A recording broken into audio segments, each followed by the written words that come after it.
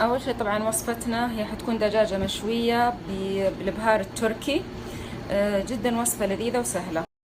راح احتاج الى دجاجة، شوفوها هي الدجاجة وقطعتها شوي على اساس تدخل فيها التتبيلة.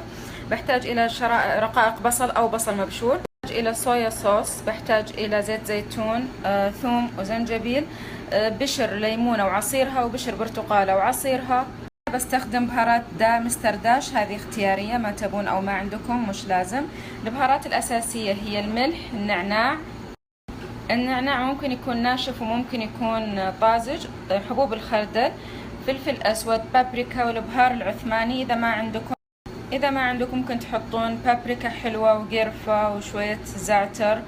انا راح احط زعتر عليها ورق عندي. ملح وعسل، ما عندي عسل فراح اضيف بداله سكر او سكر بني. الان راح اتبل الدجاجة. يفضل انها تتبل يوم كامل، انا راح اتبلها الى وقت الشوي.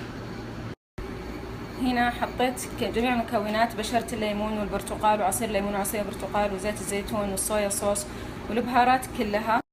وضروري جدا جدا جدا ان احنا نسوي لها مساج، امسجها بكل دلع، يعني ادلع الدجاجة وامسجها مرة.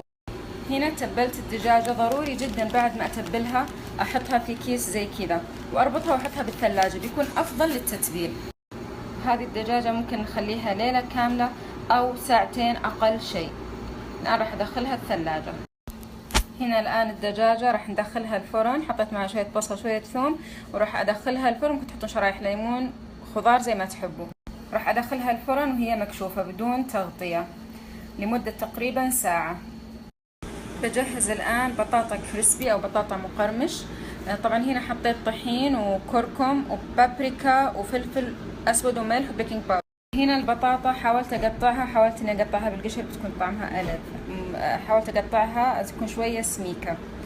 طيب مهم جدا نحط البيكنج باودر على أساس راح يخلي لي إياها طرية من داخل وكريسبي من برا. راح أخلط هذه المكونات مع بعض. خلطت هنا مقادير الطحين، راح ادمجها مع البطاطا، وراح اذا احتجت شويه مويه راح اضيف على اساس انه يلزق المزيج على البطاطا.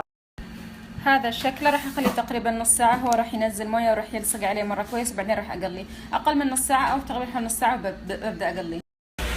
شوفوا بدا، طبعا خليته على نار متوسطه على اساس اني ابغاه يستوي من داخل.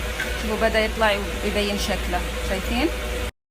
شوفوا هنا اللهم بارك، هذا شكل البطاطا الكريسبي او البطاطا المقرمشة، حتكون جدا لذيذة بإذن الله. هنا الدجاجة المشوية مع البطاطا الكريسبي، ريحتها ما شاء الله تبارك الله مرة عجيبة.